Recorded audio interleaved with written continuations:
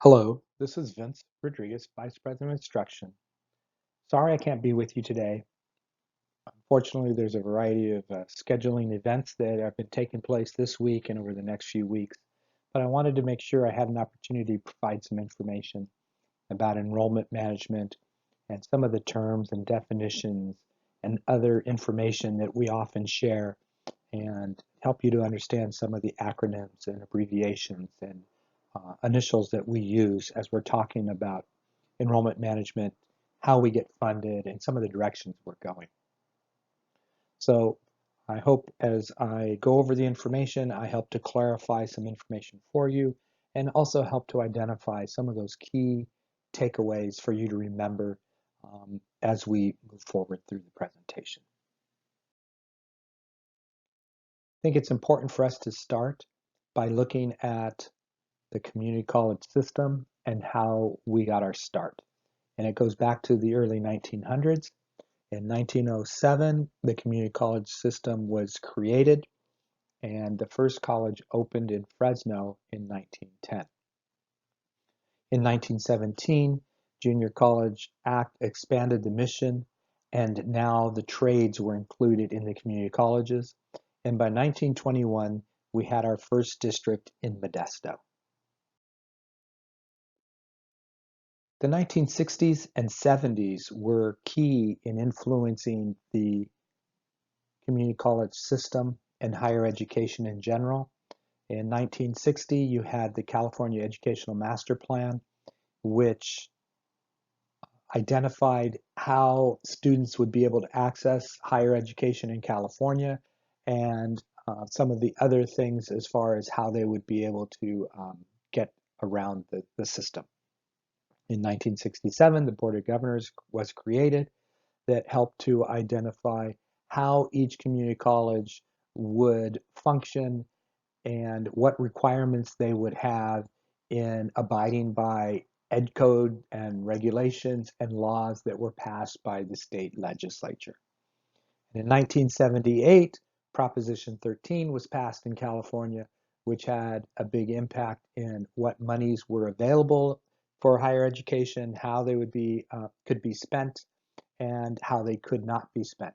And that had a huge impact in public education in general. As we go back to the California Educational Master Plan from 1960, one of the keys is that it identified that the top 1 out of every 8 students would be eligible to go to the University of California, and that the top third of all students would be eligible for the California State University system. And lastly, that California community colleges would be an open door to anyone over the age of 18 that had an ability to learn. And it was important that public education was to be free of tuition fees for California residents if they went to the California community college system. So you may already be asking, well, if it was supposed to be free of tuition, why is there currently a charge of $46 a unit? And we'll get to that in just a moment. Currently, there are 114 community colleges in California. There are 73 districts. There is a 115th college that is just getting started. It's called Calbright. This was an initiative and an item that Governor Brown felt strongly about, the importance of starting this online college. The Board of Governors for California are the trustees for this institution, and how they will operate is still left to be determined. There's some questions that we're still waiting to see of how it's going to happen. The state chancellor's office has said that it'll be an incubator for best practices and also to be able to share, and some of the resources that might be coming out of that college would be able to be shared with the other community colleges. So we're waiting to see how that plays out and what impact that would have on our community colleges. So earlier I talked about tuition free for California residents. And currently we do not have tuition for our California community colleges. We have per unit fees. And so back in the 1980s, when we had some problems with finances and there wasn't enough money to keep California community colleges free, then what happened is they started to apply a per unit fee. And you can see over the years how that fee continued to increase until we got to 2012 when it went up to $46, which is our current rate. Now, that may not seem like a large amount of money, even myself. I didn't consider it to be too much until I sat down one day with a student and we were looking at a full load of 15 units and a fee of over $800. That's when I realized how that impacts many of our students. So one of the things we do currently is really look at how can we help students financial aid and all the other information so that we can help them minimize the cost because we know that cost can be a barrier, just cost to register and cost of books would be two of the biggest barriers to prevent a student from being able to go to college. When you look at the original funding model for California community colleges, there's some assumptions and some basic ideas that would be good to share and for everyone to understand. So the first one is that the entire model was based on a K through 12 model, and for us that meant that there would be 35 students in every class, and that was expected that the average class would have an average of 35 students, that the class would meet 3 hours a week, so we'd have weekly student contact of 3 hours in every class. The semester was 17 and a half weeks long, and that faculty would be assigned 5 sections of these 3 hour classes each semester. That was how we were started and the whole model was set up. You probably have heard some of us talk about full-time equivalent faculty. And what that means is generally you would have a faculty member who would be assigned to teach 5 sections or 5 classes, and those would generally be 3 units each. For us, what we do is we take the load and how many hours they're teaching and apply a factor to determine the lecture hour equivalent. And generally, each faculty member has 15 lecture hour equivalent assigned to them each semester, or over the 2 fall and spring, they're teaching 2 semesters for a total of 30 LHEs a year. So you often hear us talk about LHEs. That's how we quantify a faculty member's load. And then we'll have 15 LHEs in the fall or spring, a total of 30 over the course of the year. And then there might be additional LHEs that are as overload, intersession, or summer that is at the discretion of the faculty and the dean if they would like to do that. Another term that is often mentioned quite often is full-time equivalent students. This one's a little more complicated, so I'll try and go over the high points. Generally, you would have a student enrolled in 5 sections. If they were a full-time student, uh, they would be in 5 3-unit classes, then be enrolled over 2 semesters. And that would mean that uh, every 525 student contact hours equates to one full-time equivalent student. Um, if you want to simplify it, just think of it this way. Every 10 students in a 3-unit class adds up to one full-time equivalent student. And you're going to see a little bit more of the math in a little while. But the other thing to take away is in red. Every 525 student contact hours means one full-time equivalent student for our college. Now, you hear me talk often about WISH to FTEF, or weekly student contact hours to full-time equivalent faculty, and it's a way for us to measure our efficiency, our productivity. How many students do we have compared to the number of faculty that we are paying? And if you look at the top of this slide, you'll notice that the old model of 17 and a half weeks for a semester, we'd have 35 students in each class. You would take the class meeting 3 hours a week, so you take 35 times the 3 to get to 105 contact hours. We would have uh, each week, you'd have 5 sections a semester that faculty members would be teaching. So you would have the 35 students times the 3 hours each times the 5 sections would be 525. So the expectation was that every week a teacher would be generating 525 weekly student contact hours. And if they were generating less than that, that meant that we were not getting enough revenue from the full-time equivalent students to pay for the faculty member's salary and the salaries and the operating expense of the college. So this is a barometer that we've had in place for quite some time. Now, as colleges switch to shorter lengths of the semester, those numbers change a little bit. So we would still have 35 students in each class, but now that they're only 16 weeks, the class that we schedule, we generally schedule for approximately 3.5 hours a week. If you take the number of students times the 3.4 hours, I apologize, and the 5 sections, now we come up to 595 weekly student contact hours. And that is the current model we're currently using at our district.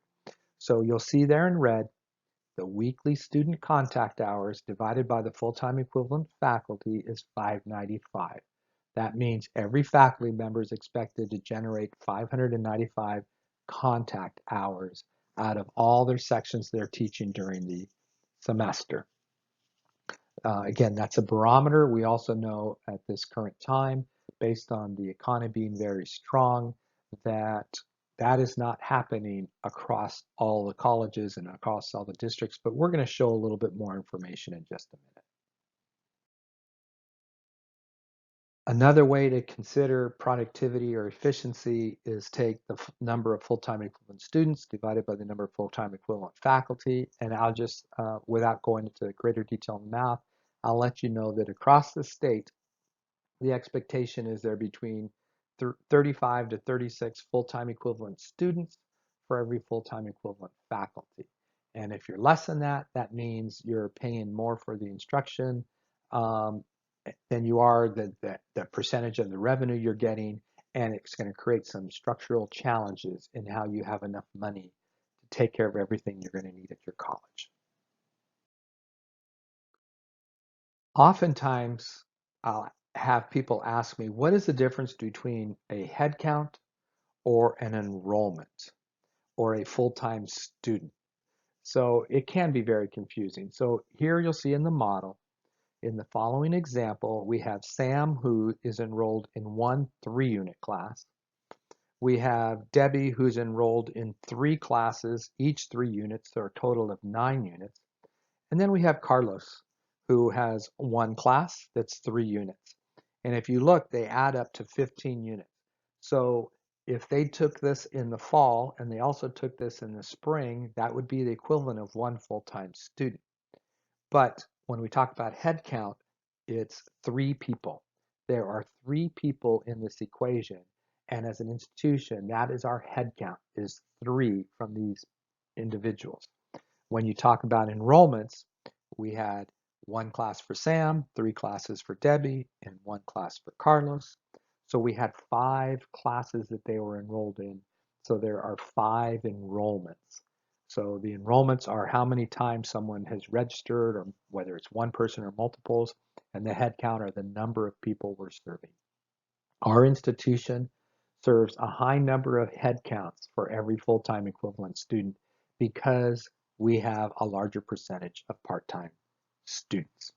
But I wanted to share that because oftentimes people have a tough time, and I think this chart, people have mentioned it's the easiest way for them to understand head count versus enrollment or full-time equivalent student. This would be the same as one full-time equivalent student if they did this both in the fall and in the spring. So as we come forward, you'll hear a lot of us talk about the current student-centered funding formula. And you're probably wondering, what is this and what is this all about? And there's 2 main things. The student-centered funding formula changes the way we get paid. Prior to last year, we got paid just based on how many students came to the college, registered for classes, and were still there on the 20% mark of the class. And we get paid for that.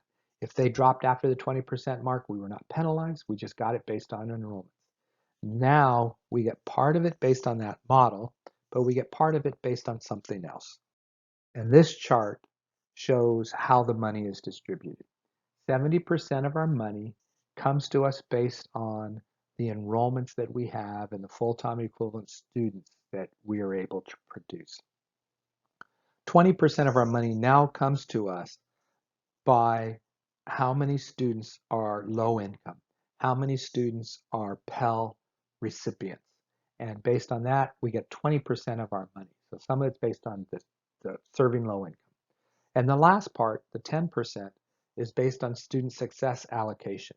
This is where we're able to report how many students completed math and English in the first year, how many students completed an AA degree, how many completed a certificate, and there's a few other factors that we can include in there that give us some money, but that is the smallest percentage. This really came about because for the last 10 to 15 years, there was a push to have us receive our money based on outcomes, based on what we'd be able to produce and how well our students were able to do. And this is come up in the last 2 years. Now that we've talked about the different full-time equivalent students and full-time equivalent faculty and headcount, you can see a snapshot of where we are as a district. This was as of almost a month ago, about three and a half weeks ago, that CCC, Coastline Community College, was down almost 3% in the number of students that we were serving. Our military program and contract ed was down about 40%. That's a discussion we can have at another time, but primarily it's because changes in the Department of Defense and where the emphasis they have in educating many of the men and servicemen and women themselves in the military and colleges that they're setting up. Golden West College is actually up a little bit in the number of students that they're serving, and Orange Coast College is down about 4%. So overall, as a district, we're down about 1.5% to 2% in the number of students that we're serving. When you look at full-time equivalent students, again, this is one of the biggest factors in how we get paid. Coastline is down about 4%. Golden West is up about 0.5%, and Orange Coast College is down about 2.5%. These numbers have changed slightly, and you'll probably be hearing an update from me in a couple weeks as we move further into the semester and things start to finalize. But it's important to know that under the current funding formula, because we are down a little bit, that does affect the amount of money that the state provides to our district. You'll hear me talk about productivity. And so for us, weekly student contact hours divided by the full-time equivalent faculty, we said earlier, I showed it in red, that 595 is that barometer. That is the measure by which we determine if we're doing well or if we need to improve.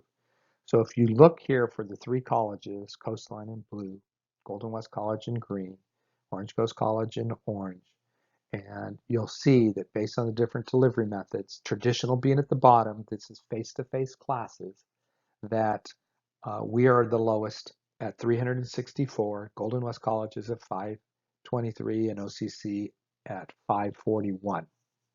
For us, one of the challenges is continuing to grow our site-based classes, fill our daytime classes. We are starting to improve. We're starting to see more 18 to 24-year-olds that are coming to Coastline, but this is an area that we'll be focusing a lot of attention on in the next 2 years to improve that number. If you look online, we are at 496, where our sister colleges are in the 600s. So that means they have more students per class in their online classes.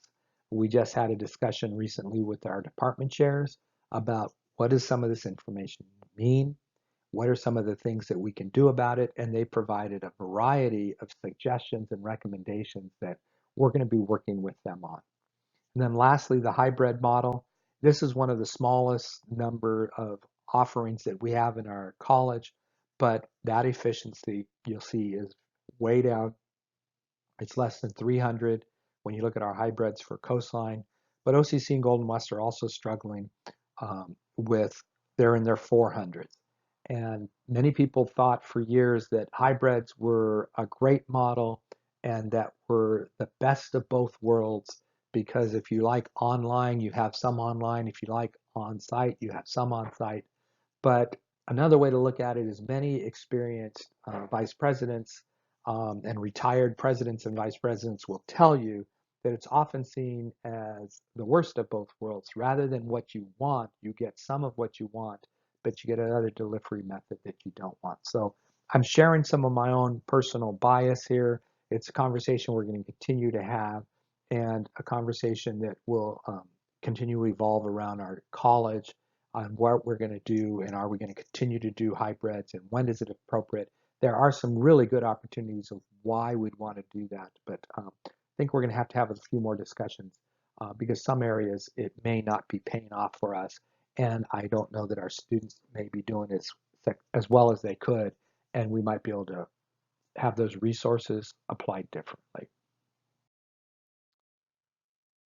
So over the course of this presentation, we talked about some terms and definitions. So I'm going to go back over a few enrollments. Bottom line is the number of people signed up for class, or the number of times students are signed up for classes. So in each of your classes, the number of enrollments in your classes, the number of students registered. We take that for all the different sections and we get our enrollments throughout our district. Headcount are the number of people we serve. Our enrollments are always going to be higher than the number of head count we have because you will have students that are taking multiple classes, so they'll have multiple enrollments for an individual.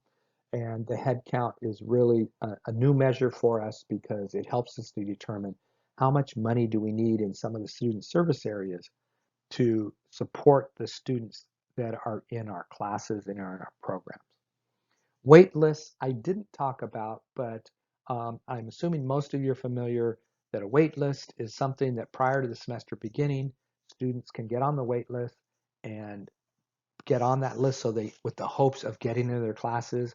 And one of the things I will share about wait lists is it's surprising that how many students that are on the wait list actually get into class because there are students that will go into class register for the class, not pay for the class, get dropped for non-payment, and someone else will go in. And I think what happens is students tend to shop around and hold on to a seat until they find another class, and then they'll let someone else take that spot. So we are going to have some further discussions about wait lists because sometimes people use it a predictor of additional enrollments we can have, and that may or may not be the case. Census is a term I didn't talk about directly, but you heard me mention that we get paid based on the number of students that are enrolled in classes at the 20% mark. And bottom line, the census is the count of students at that 20% mark, and that is what we report to the state of California. And much of our funding is paid based on that census. So where we're often asking faculty is help us out. What can you do to help students get started on the right path during the first week of your class?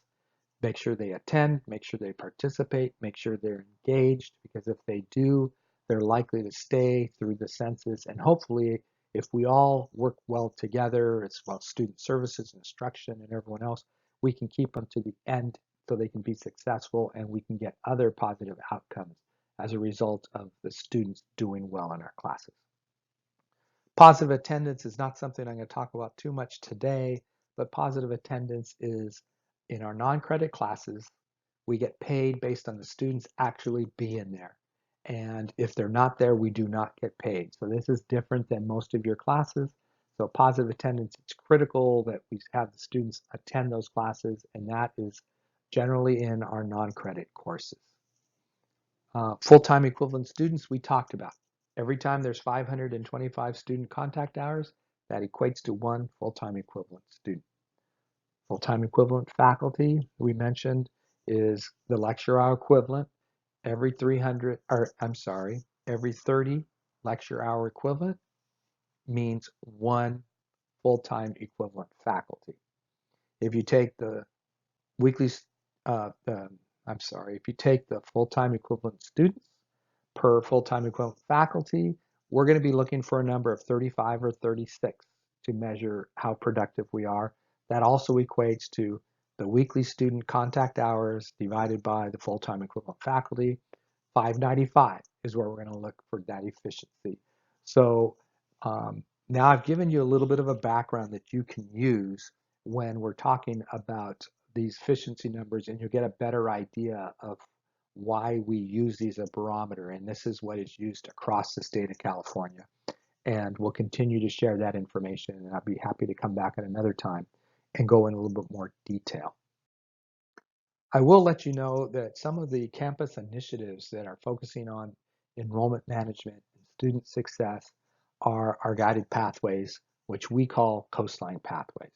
And for us, it's all about what can we do for the student experience to be the best experience possible that leads to student success. And if you haven't already been involved, you will likely be involved because we're looking at how does it apply to students coming into the college, picking their degree or major and the direction they want to go, helping them get registered for their classes. And then once they're in the class, how do we all work together to help them to be successful, help them to graduate from their class, and then be able to move on into their career and make a living wage.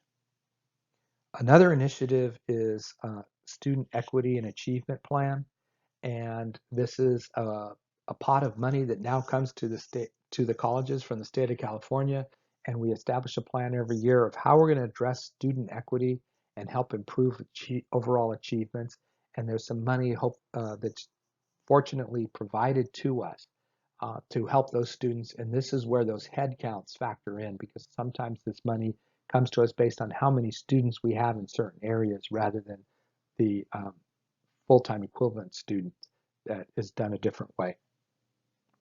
You may have heard us talk about AB 705.